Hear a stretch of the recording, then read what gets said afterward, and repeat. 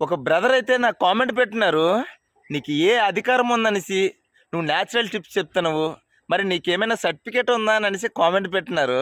మీరు అడగడంలో తప్పులేదు, కానీ మీరు అడిగే ముందు మీ ఇంట్లో ఉన్న అమ్మగారికి, నాన్నగారికి, తాతకి, ముత్తాతకి, బామ్మకి ఒక్కసారి వెళ్ళి అలా అడగండి. నేను చెప్పే టిప్స్ అది తప్ప రైట్ అనేసి. నేను చెప్పే టిప్స్ అది తప్పు అని చెప్తే జోడి దెబ్బ కాయడానికైనా సిద్ధంగా ఉన్నా. ఎందుకంటే మీరు చెడిపోతే నాకు ఏమొస్తుందన్నా? ఏమీ రాదన్న.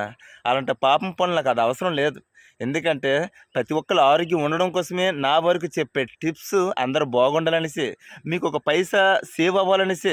ఇంకో మాట చెప్పనా?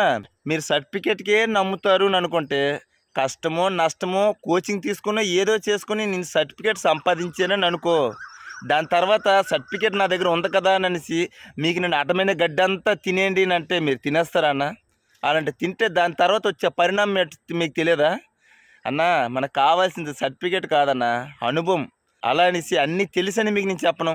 అలా అని ఏమీ తెలియదని కూడా నేను అనను. మరి రైతులకి ఏ అధికారం ఉందనేసి పంటలు పండిస్తున్నారు? మరి వాళ్ళకి ఏమైనా సర్టిఫికేట్లు ఉన్నాయా? మరి వాళ్ళు పండించిన పంటలు మరి మీ అందరూ అంత ధైర్యంగా తినేస్తున్నారు. ఎందుకంటే రైతులు పాతకాలం నుండి పండిస్తున్న పంటలు కనుక ధైర్యంగా తింటున్నారు. కానీ టిప్స్ వరకి ఆ 90స్‌లో మాత్రమే ఆగిపోయి. ఆ టిప్స్ ఈ జనరేషన్‌లో ఉండేవాళ్ళు కొత్తదనాన్ని కోరుకుంటున్నారు కనుక, అలాంటి 90స్‌లో ఉన్న టిప్స్ ఆగిపోయినాయి కనుక, మీ అందరూ గుర్తు చేయడం కోసమే నా వరకు ఇవన్నీ కలిపి మీ అందరికి గుర్తు చేస్తున్నాను.